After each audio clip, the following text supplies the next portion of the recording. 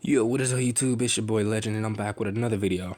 You already know what this is, just by looking at the thumbnail and the title of the video. What if Naruto was neglected and married female Kyubi? Part 4. Now, I don't know if you guys can hear in the audio difference, but I'm no longer in the hospital. I got released yesterday, early in the morning. I think it was around like 7:30-ish, somewhere around that time. So, glad to be out of the hospital. Still in a little bit of pain. They sent me home on some pain meds, so just all I gotta do is just take a couple of those and I should be good to go. But without further ado, let's get into this intro so we can start this what if. I won't give up, I'll never stop till I wash up on the sand or my heart finally stops. I will be the best, headed out for change, I just started on my quest. Yeah, the world will know my name, I'm excited, I'm obsessed. No one in my way but myself and a test. Yeah, I will be the best, yeah, I will be the best. Life is just a game, I'll be playing till I rest. I'll be there to claim my own spot among the best. Deep within my mind, I'll put all my fear to rest. Cause I will be the best, yeah, I will be The sky became cloudy and dark, almost as if Kami herself was upset with the world. Then he pointed his golden spear at the army before him, and then with a loud crack, and boom, the army was gone, dead with a massive single lightning strike. Are you serious? That's so cool. I want to be like him, Uncle Ichi, said a 4-foot tall girl around the age of 5 with white hair, pale skin, and gray eyes.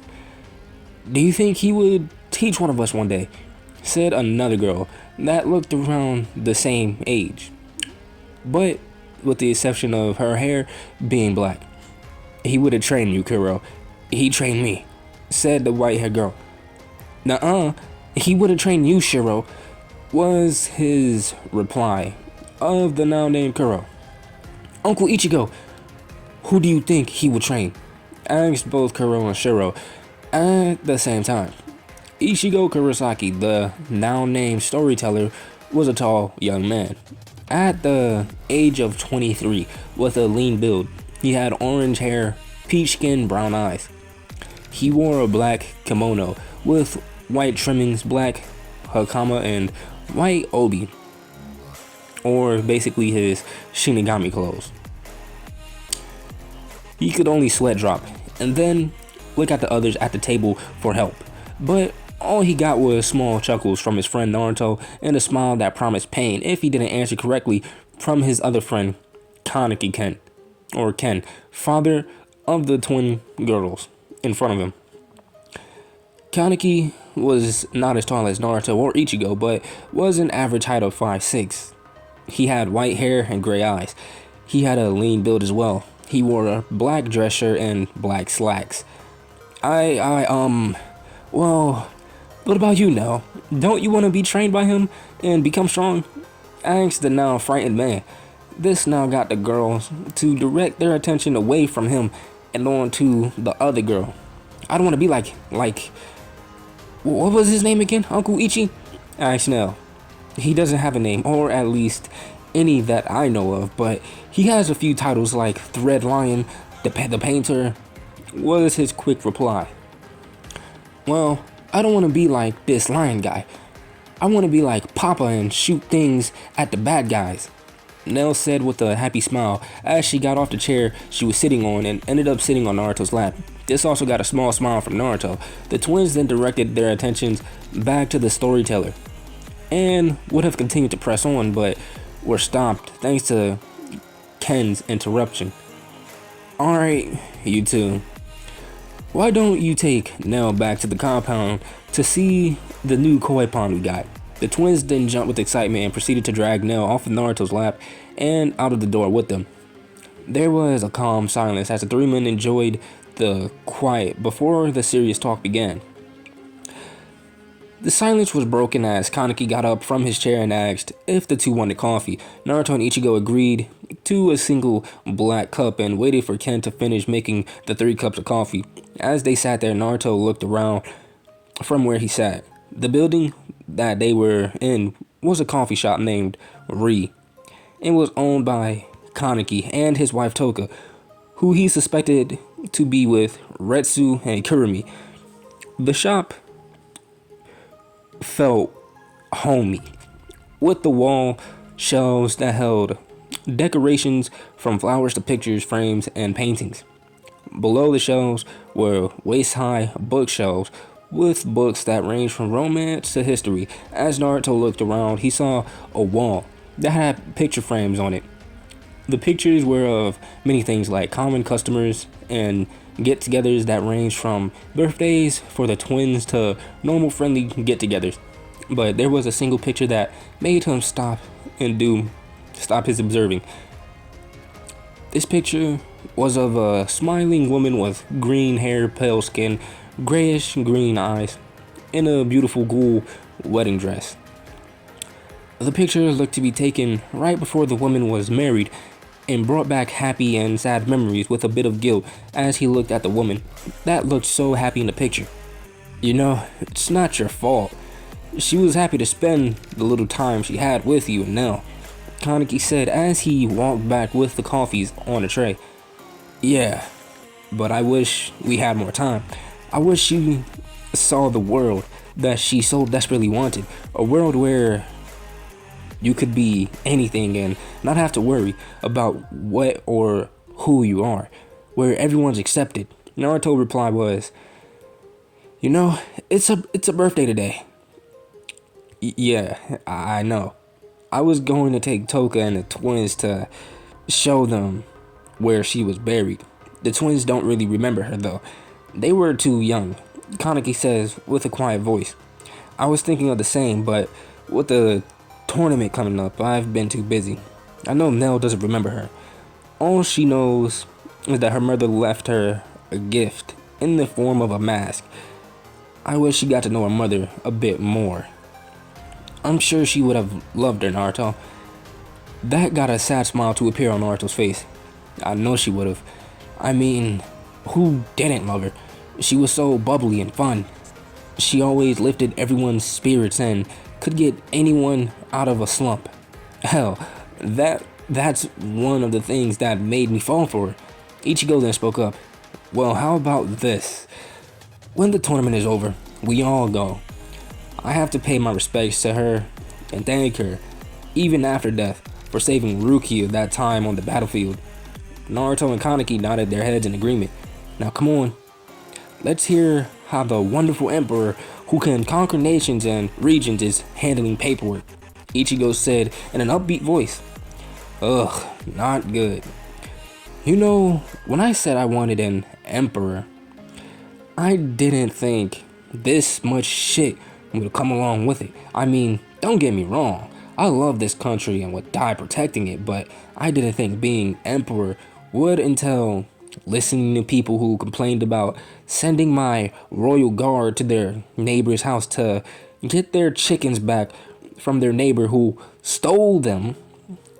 I mean, really? Who the hell is going to send a royal guard after chickens?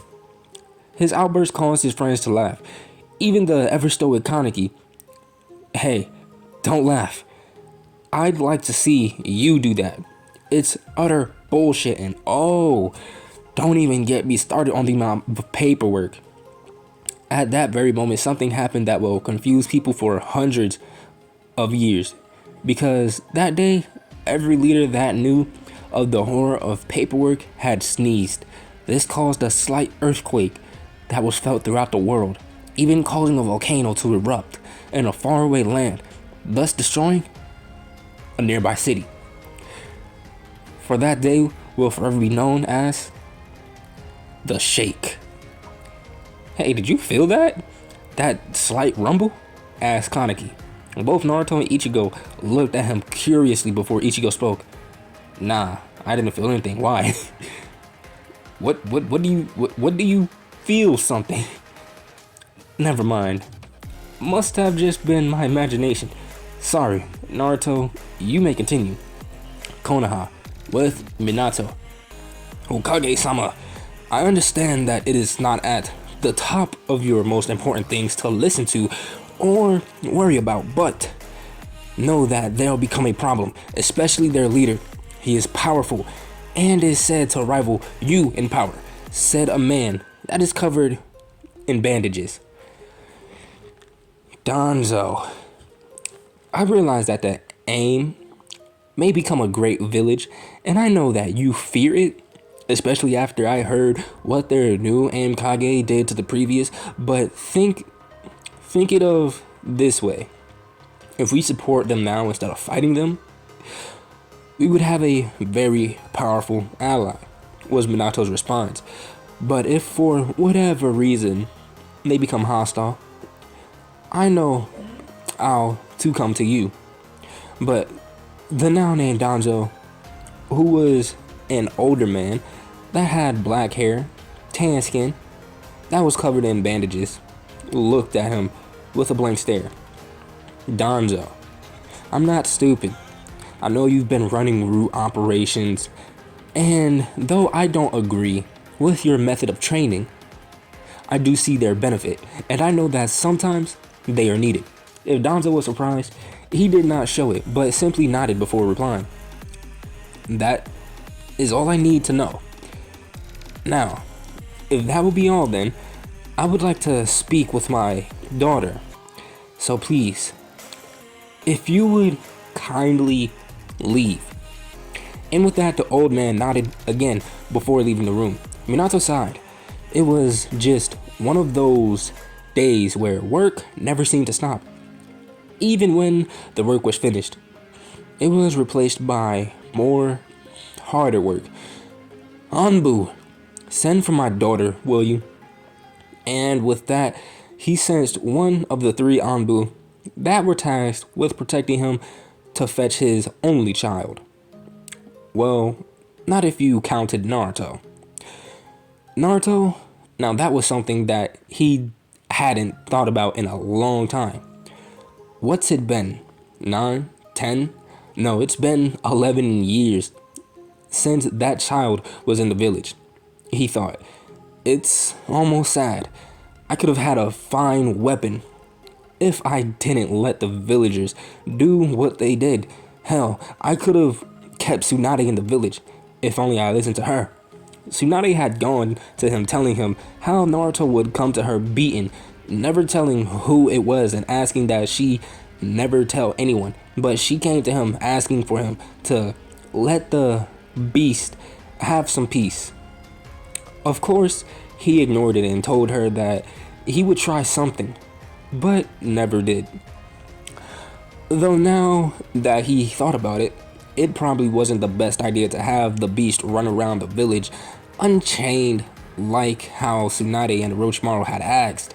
He might have slaughtered the village like Kushina said it might. That was another thing. Kushina, his wife, she had told him how the beast would one day slaughter the village and that he should kill it. He never listened though. He thought that there was the slight possibility that the beast was not a beast and his son. That's why he let the villagers do as they pleased. For if he really was a beast, he would have killed someone that attacked him. And because of his leniency, the beast almost tricked him. Him, the Hokage and protector of this village. Mizuki was the deciding factor that had him decide that he was the beast and not his son. 11 years ago. Flashback. Hokage, Hokage, were the words that brought Minato out of his paperwork. The door of his office was thrown open in a hurry as his secretary came running in. Hokage, a ninja was found on the street about 10 minutes ago and asked to see you. What? What happened? Was it another village? A traitor? I don't know. All they said was that you need to go see him. He's at the hospital. Okay, I'm leaving then, was Minato's hurried response as he left. Hospital. As Minato entered the hospital, he was confronted by a blood-covered doctor. Hokage, come with me. The man doesn't have much time to live, so we must hurry, the doctor said in a calm voice.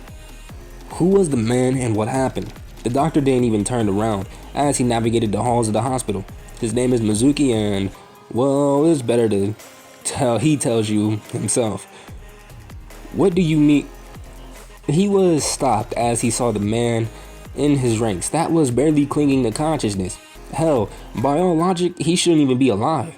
The man had a hole the size of a fist in the center of his chest, just barely missing his heart. What happened here? Minato asked Mizuki. Mizuki looked up at him and said, in a shaky voice, "Red-eyed monster attacked me. Was Kyubi." Where were the things that were said as he slowly drew his last breaths? Minato only looked at the body that was once Mizuki's. Guess she was right.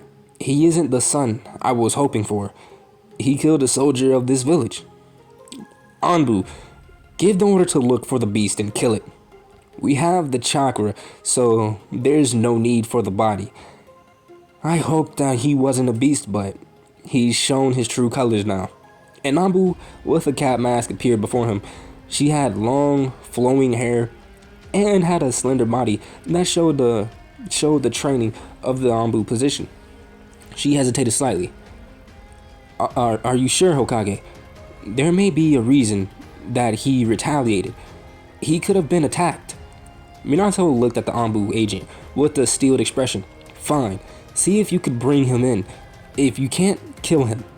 He then walked closer to the Anbu and whispered to her, don't let personal feeling get involved.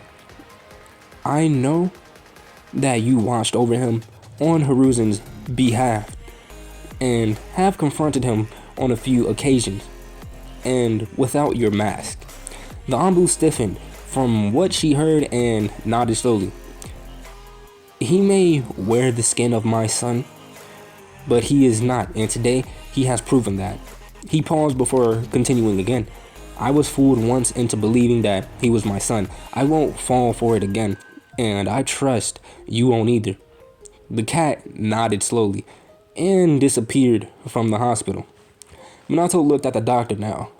Does the man have any family? Not that we know of. We believe that he was an orphan, and the only close thing to family was a girlfriend. Should we deliver the message to her, or would you like to, Hokage? It's fine, I'll tell her. She's a chunin, so it's my job. Thank you for informing me. End of flashback. The investigation led to almost nothing.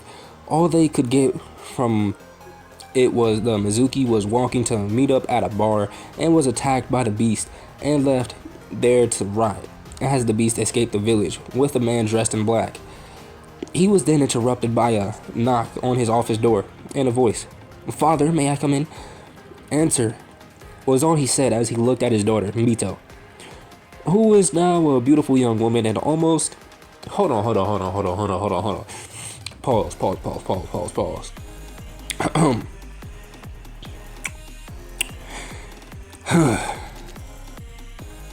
Alright, so as you guys know, this is supposed to be a harem thing, and I'm not reading it on the screen or nothing, but there's like a bunch of like informational text like right before the story actually begins.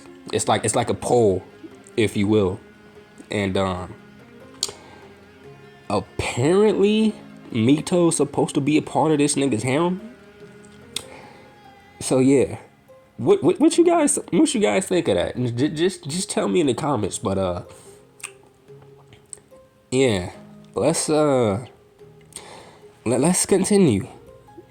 Mito, who was now a beautiful young woman and almost looked an exact copy of her mother, with the exception of her blue eyes. She was 5'5" and had red hair and a ponytail, with her bangs framing her face on each side. She wore long sleeve fishnet gloves with a sleeveless Chinese shirt that was red with gold trim, with a pair of black Anbu pants and black ninja sandal. Father, you wanted to see me? She asked in an indifferent voice. You know, you could call me Tosan in private, he said, hoping to get a response from his daughter that wasn't negative. Yes, I know. But why would I call you that when I haven't in almost 6 years? She waited to see how he could respond, But after no response for 30 seconds, she continued, "What do you want, father?" Minato, who sighed and just looked at her. Ever since she was old enough to understand what she had in her and in her brother, she had been distant from he and Kushina, claiming that Naruto wasn't a beast and that he was their son. Of course, they tried to show her that he was a beast, but she was stubborn in her belief. I gotta clap for that one. I have to clap for that one. I'll explain why I clap for that one at the end of the video, and it'll give you guys a better understanding of my new way of thinking. But let's continue. So different beliefs led to arguments, and arguments led to distance. Thank the gods that she didn't hate them, though she did move out at the age of 15, which was too early in their eyes. But by technicality, she was an adult and could make her own decisions. Actually, yes, I need you to escort a diplomat around the village. He is from the country in the west. This got her attention. You mean Suna? She questioned. No. From what we heard, the diplomat is from a country that borders Suna and is out of the elemental nations. He stopped to show a letter that was in the drawer. We received a letter from the country saying that they had gotten out of a long war and are opening their boards to all countries in the west and here in the elemental nations for a games of sports. They call it the Olympics. They're sending this diplomat to all the countries in the elemental nations in hopes to convince us to come. I've heard that most, if not all, the villages are going and are even sending competitors.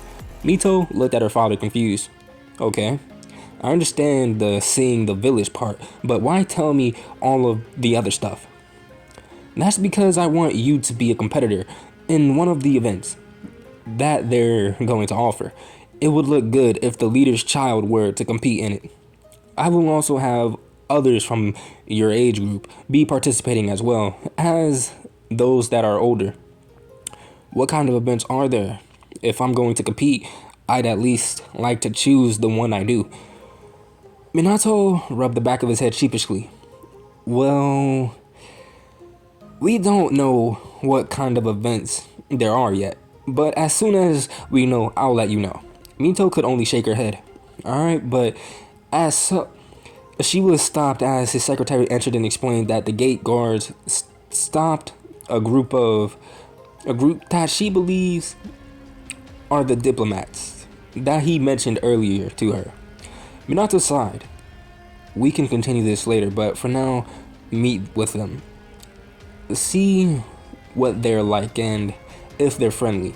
Mito nodded and proceeded to walk out.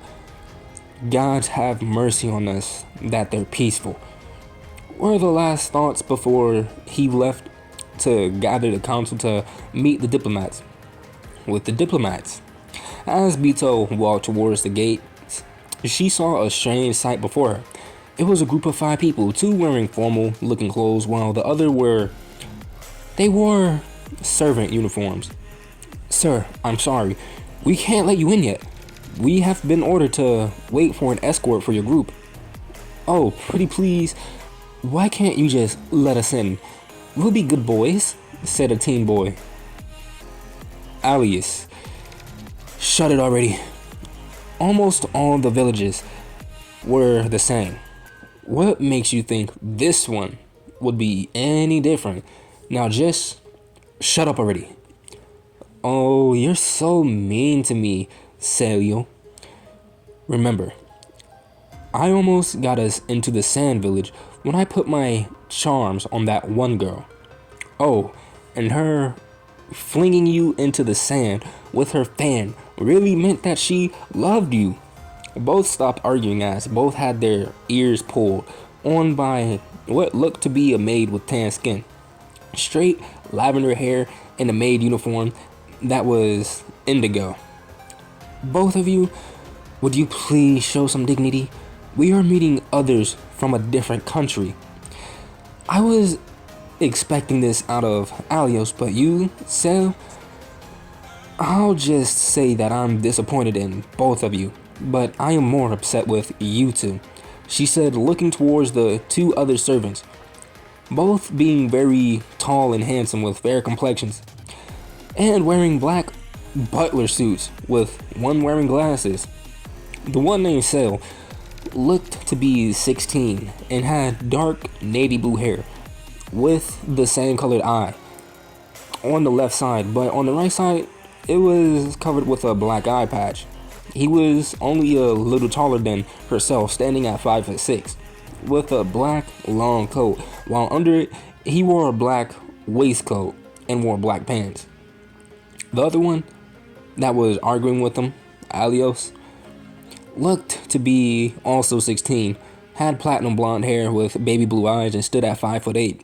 He wore something similar to the now named Sel. He had purple long coat with dark green waistcoat underneath it. He also wore long pants with knee-high heels? Oh hell no, nigga. Nah, bro. The two butlers that had been called out looked at the woman and gave a slight shrug and barely noticeable smiles. Though the one without glasses spoke first. Hannah.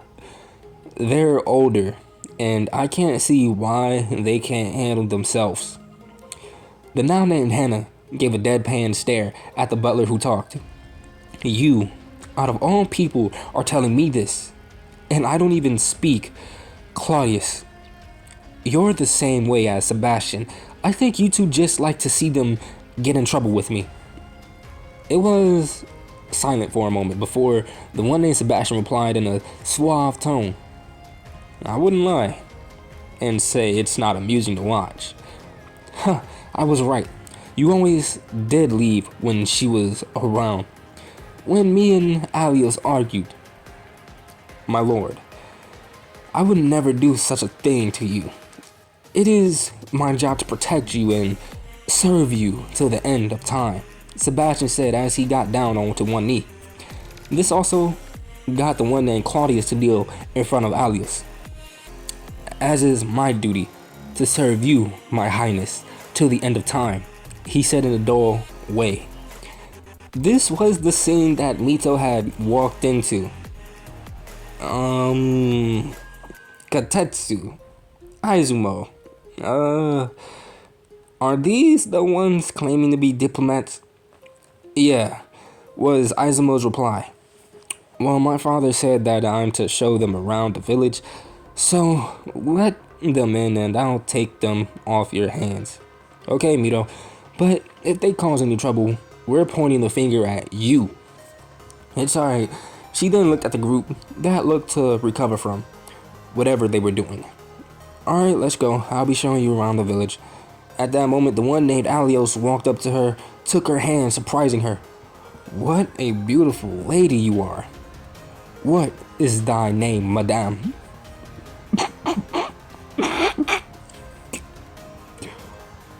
Mito quickly pulled her hand back and blushed from the embarrassment. Not many of the boys she grew up with had the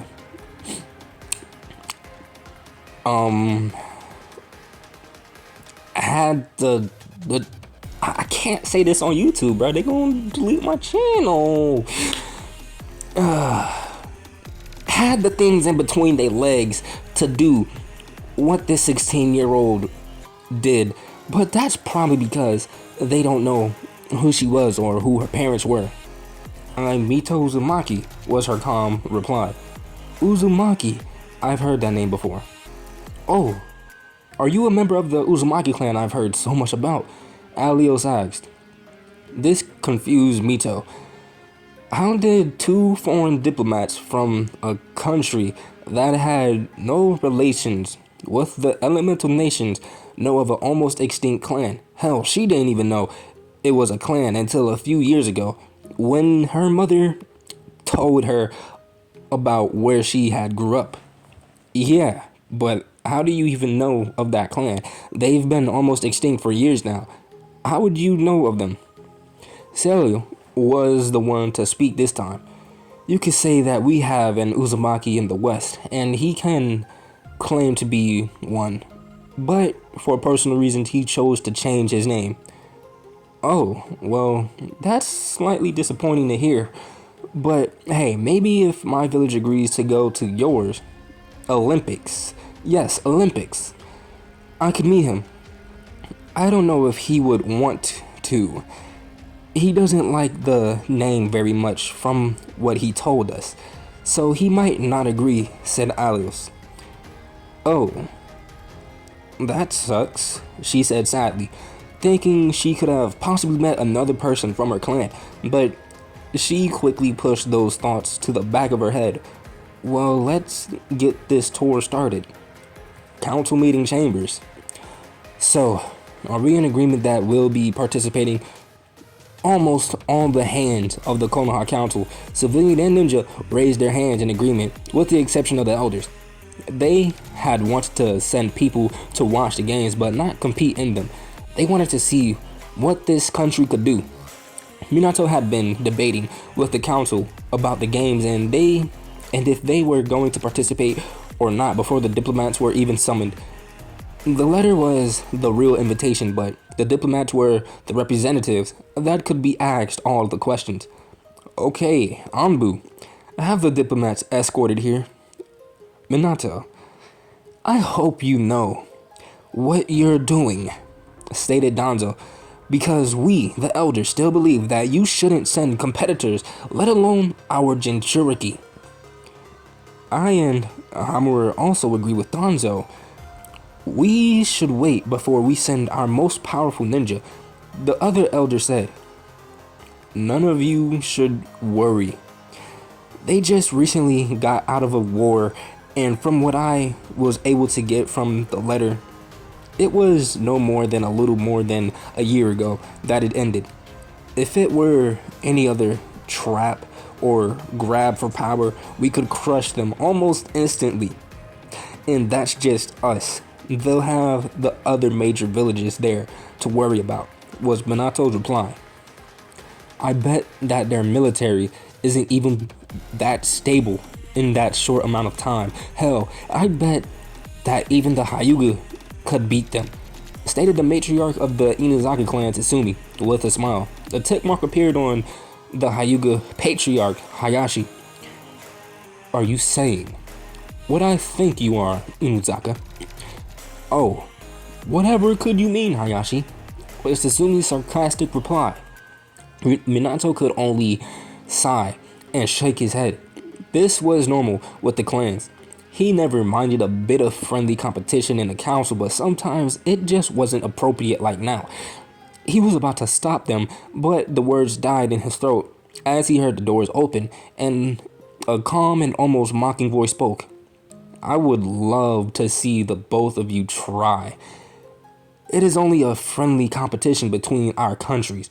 We wouldn't mind allowing a few clan leaders, Jinchurikis, or even Kages to participate. Hell, one of the Kages are competing in our Olympics. I couldn't tell you which event for privacy reasons, but they are competing all the same, said a teenager with navy blue hair. And you are? Questioned the Hyuga clan head. This time a teenager with platinum blonde hair answered. Oh, forgive us. We didn't intrude ourselves. The boy with blonde hair turned to another one of the people that entered. I shall do the honors, or would you like to? Go ahead. I know you want to, and if I don't let you, I know you'll complain later, was the navy blue haired teenager's reply. The blonde then bowed in a way they haven't seen before, putting a foot behind, forward and one arm around the back, while the other was placed right in front of the boy's stomach. I'm Alios Transi, and this one right here to me is Seal Phantom Hive. We are the twin kings of the underworld, and the diplomats sent to discuss the games. We will also be hosting the games. The Hyuga paled slightly. Oh, my apologies. I just didn't think you'd be so young. Yes, that a lot is alright. No harm done, said the now named Alios in an almost too cheery way. If I may ask, Mr. Trancy, who are the ones standing behind you? Asked the curious Akamichi. Oh, they are our servants. Alios then looked at the three. You may introduce yourselves, he stated. The first to introduce himself was a man named Sebastian. The second was Claudius and the last was Hannah. All the occupants were awed by the beauty of the three servants. Even the ever stoic Hayashi cheek flushed a bit at the sight of Hannah. That nigga getting bricked.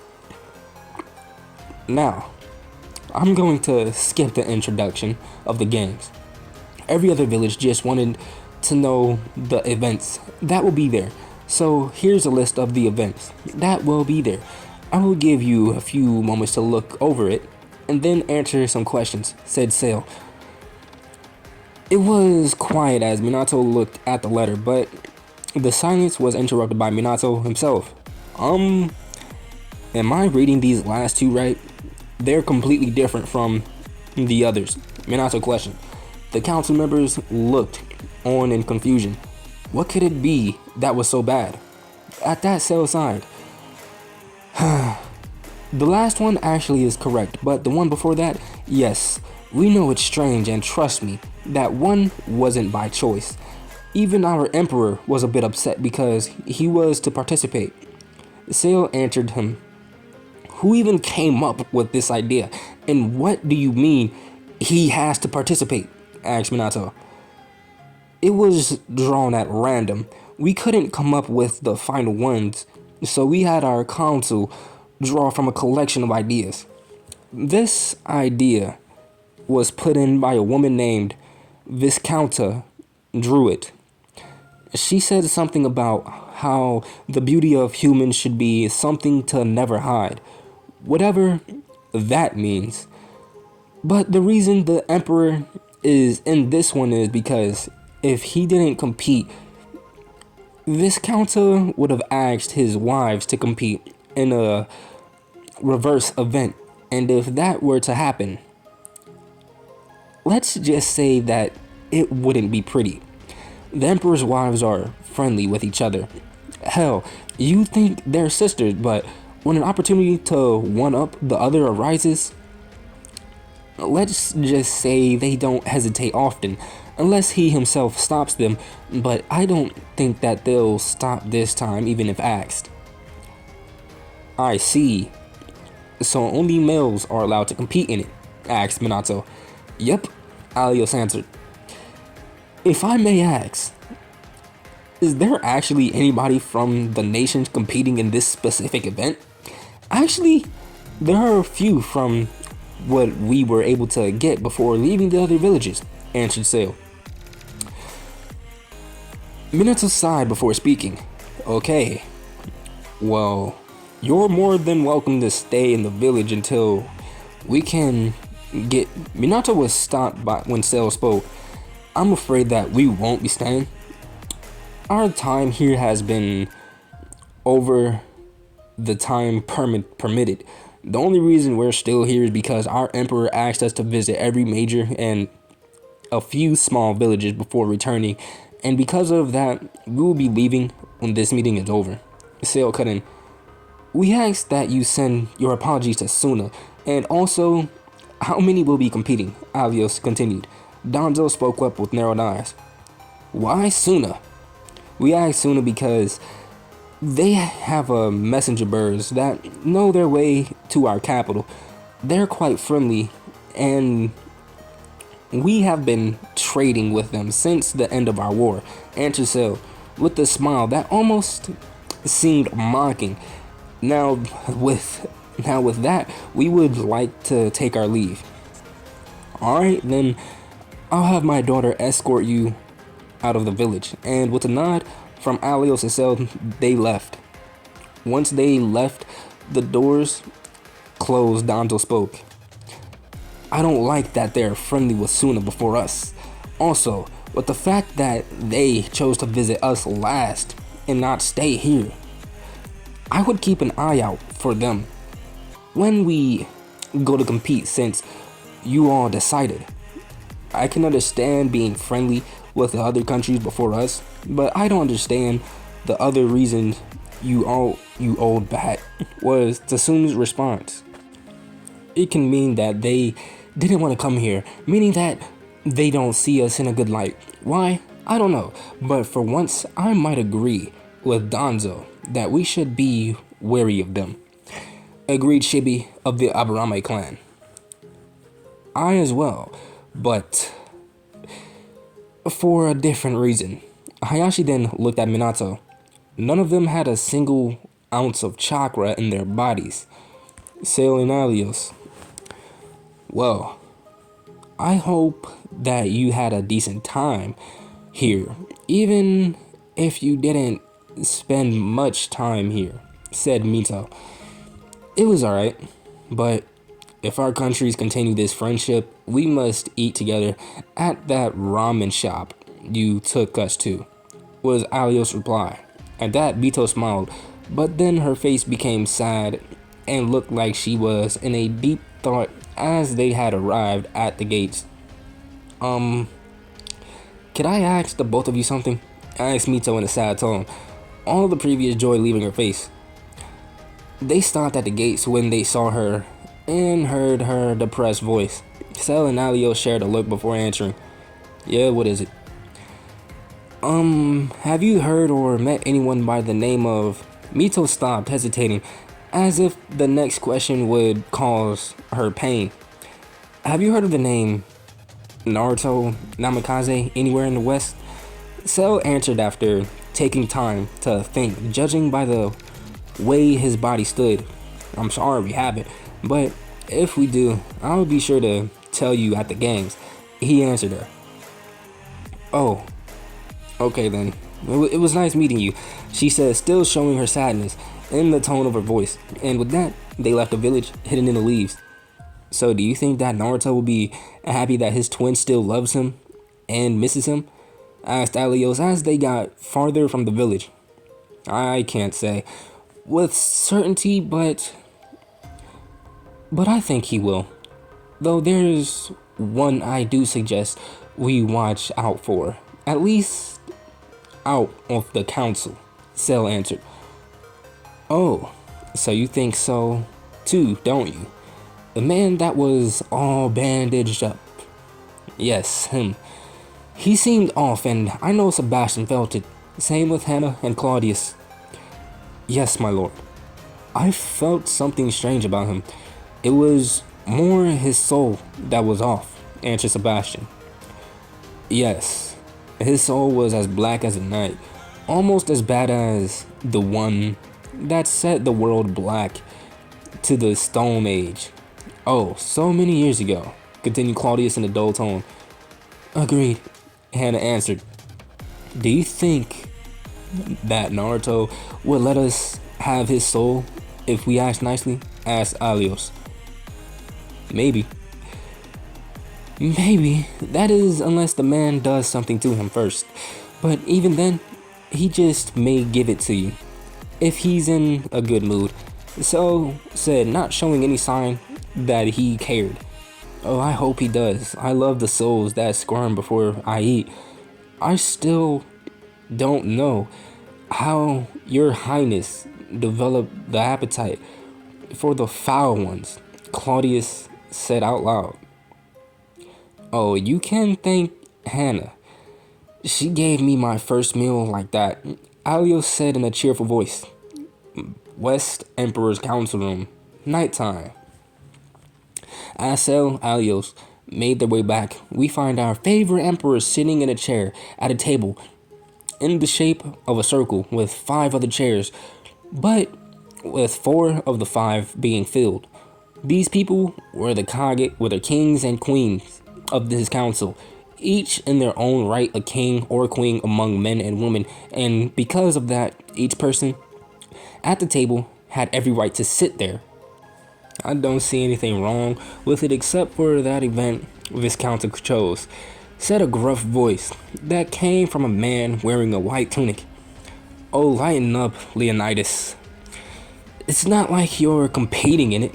The only people that are competing in this room is our dear Emperor and our one-eyed king. Of course, it's not by choice, but still, said a voice. Korra. You're just saying that because there's no female versions of this event. Besides, Lilok is competing too, Kaneki said in a dull voice. At that, every person in the room turned their head to the Emperor's hand, a title bestowed on those that assist the Emperor with most things, and is the most trusted advisor. The man standing next to the Emperor's side. Yes, I will be competing in this, but the only reason is because the witch forced me. Oh, CC isn't a witch. She's the nicest person I know, and whenever I see her, we always go out to eat. That new food. Oh, what is it called again, Liluk? Korra asked. You mean pizza? He said with a sigh. Yeah, that's the one. It's so good. Didn't you say it was super popular like over 100 years ago or something like that? Well, it wasn't 100 years ago. It was more like 1,500 years ago was it popular. Huh. I always forget, like, you're a million years old, Korra said with a thoughtful face before it turned into a look of curiosity. You and Cece gotta tell me your secret. Is it some mysterious elixir, or do you bathe? Is this some type of spirit water? Naruto sighed with a smile on his face. This is how his meetings always ended, with his council of kings and queens, as Korra called them. She's only saying kings and queens because she's a darker complexion and is female. That's why she's referring to them as kings and queens. It was something hard to believe that these were the men and women he fought side by side with. What with all their silliness shown off the battlefield, his smile only widened as he watched Korra, queen of the elemental states, which were a group of territories ruled by her under his name, and one of the strongest women besides his wives, argue with his lanky and weak advisor about which food was the best. He also saw his other three kings laughing or chuckling at the scene before them, but what he saw in the eyes of each person was what he loved. He saw in every eye a sense of calm, peace, happiness, emotions that by all logic and reason shouldn't be there, considering everyone's past, each enduring a horror that none should go through, all being similar in ways they would have never guessed. Kaneki, the one-eyed king, was the most similar to him, being forced with a burden that they did not ask for. He was born from wedlock between a ghoul woman and a human man, lost his mother after she was killed by his father right in front of him, hunted for being a ghoul and disliked by the ghoul community. He went to find his uncle and met his cousin Edo. There he was raised and later met Naruto when he still lived with Kritsugu. Everything was fine until he was taken by a rival ghoul gang and was tortured at the age of 17. He later escaped and then hunted the leader of said ghoul gang that he had kidnapped and tortured him, the White Suits, for 2 years. He then killed and took over the organization. After that, he returned home to find out that his uncle died and that his cousin took over their organization named Aogiri and just started fighting alongside Naruto. Korra, or the Avatar, was born to a poor family in a realm that was divided into states, also known as elemental states. Each state held a race of humans that could control and bend the elements to their will, but like all of them in the room, she was different. She had the ability to bend all the elements and some sub-elements And because of that, all the states went after her to use her as a weapon in hopes that their state would rule the others. Though that never happened. Her parents were later killed because she didn't cooperate, and because of that, she went on a rampage at the age of 18. She then started a rebellion that was made up of all types of benders and fought against the states. She led them for 4 years and ended up conquering 4 of the 5 states. She ended up in a standstill, not gaining or losing any ground until she was offered help by Naruto. Ichigo is from a clan known as the Shini, the one that Naruto's wife Retsu Nohana was from. It was a clan that was not from this dimension, but worshipped the same death god. He was born with an excessive amount of Ryatsu, or spiritual energy, which was not chakra, though he was also born with another abnormality. For some reason, he had the ability to use the power of hollows, which are an extinct race of demons. This abnormality made him the center of attention for many years that ranged from good to bad. He was seen as a freak, an abomination, until he was later used as a weapon in a war long forgotten by the current age of men, the 300-year Blood War. He fought on the front lines as a living weapon against the race known as the Quincy. Near the end of the war, their enemies made a big move that caused the death of their highest general, only leaving his wife, Retsu, and another general named Byakuya alive, the brother of Ichigo's future wife, Rukia. After the Quincy attack, Ichigo, fed up and on the brink of losing the war and losing his sanity, led an attack on the Quincy's, where he would defeat the Quincy's and be crowned the Soul King. He then moved his clan and the people of other dimension to this world, or world of the living, as he called it, about 45 years ago, and built the city and realm that he now rules under. Naruto named I'm not even going to try to butcher that name, Seriete.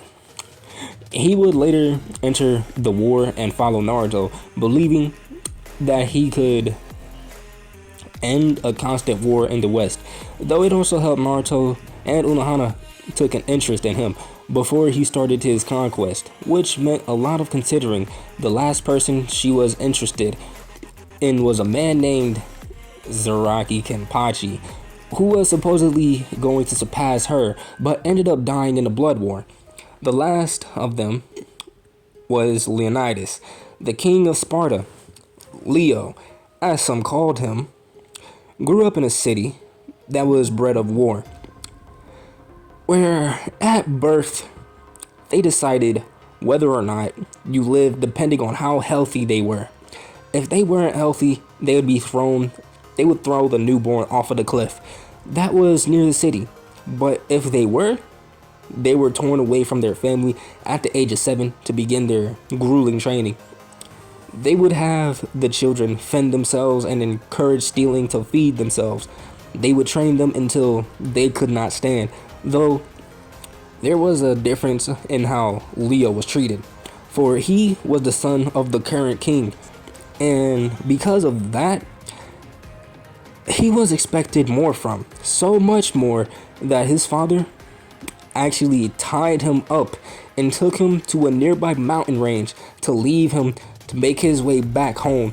On the way back, he encountered wolves and other predators while having to deal with the cold of the mountains, but there was one predator that hunted him relentlessly. The predator was a black dire wolf that had supposedly been causing trouble for nearby villages.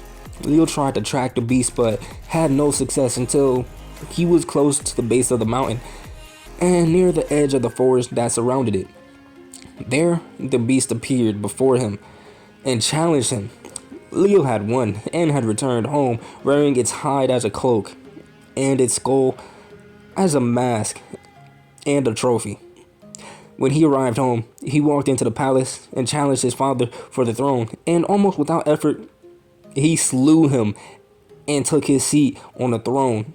At the age of 15 years later, the Naruto would come along and would face him in single combat, beat him, and earn the respect of Leo. Thus why Leo joined Naruto in his mission in conquering the rest. These were the stories of the men and women that sat with him, men and women that bled and cried with him. He would trust them with his life if he had to, and they would too. With anyone else in the room, these were the people that changed his life and helped him change the world around him. Oh, would you look at the time? It's already past midnight, Ichigo pointed out. Really? Asked Leo. Yes, answered Ganeki. Then I must be off to bed. I must wake early and get to Sparta. I also have to leave early, Ichigo said. He then stood and watched everyone else do the same. Alright then, this concludes the end of the final meeting before the games.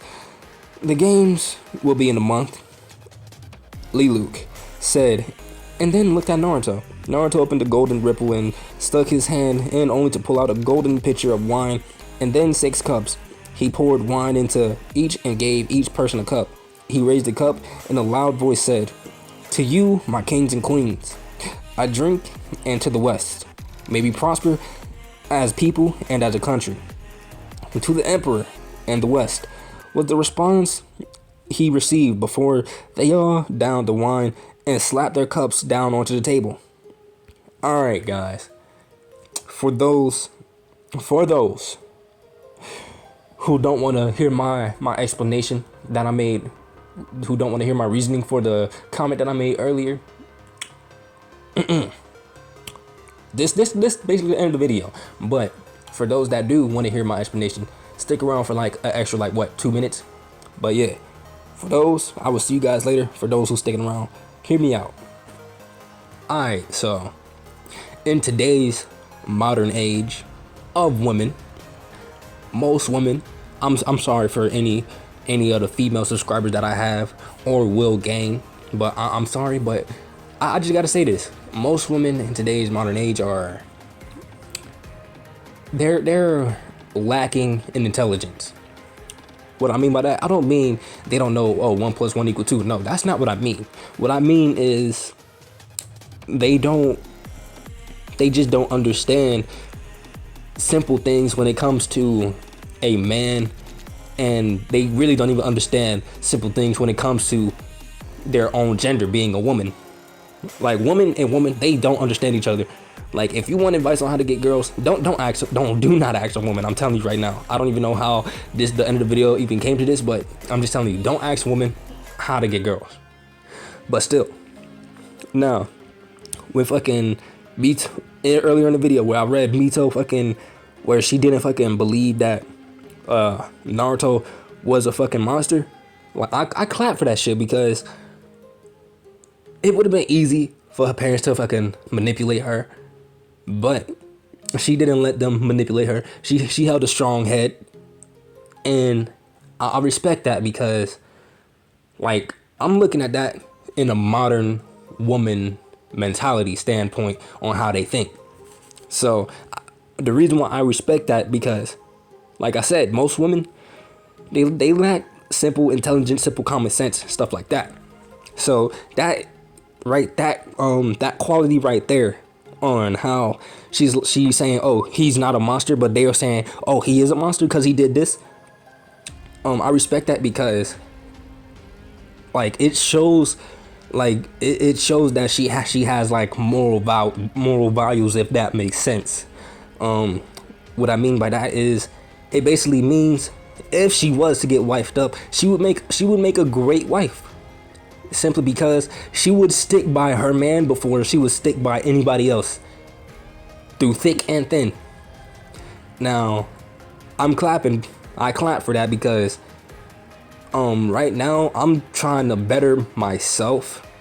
That way, before I was just trying to better myself just for myself, because I don't know if I ever told you guys this before, but I used to always say I'm never gonna get married. I used to always say that shit, but recently Actually, while I was in the hospital, I came to this little epiphany, like, you know what? Maybe I should get married. Maybe getting married won't be that bad. But at the same time, it's kind of fucked up because one of my last girlfriends wanted to marry me, but I, like, the way she just sprung that shit up on me, like, she was like, oh, like, I'm trying to get married, and we gotta get married within like the next 2 years type shit. But basically, I'm basically just trying to better myself. Before, I was just trying to better myself just for myself, but now I'm trying to actually better myself for me and then like another 3 people, because obviously I'm going to be trying to better myself for myself, and I'm going to have to better myself for a woman that's going to be in my life. So I'm going to have to better myself for a woman and possibly a few kids, or 2 or 3. So that's why I clapped when I heard that shit, because it just shows moral value and how she would stick with the man before anything else. It shows value in a woman. But I'm out, and I will see you guys later in the next video. Peace.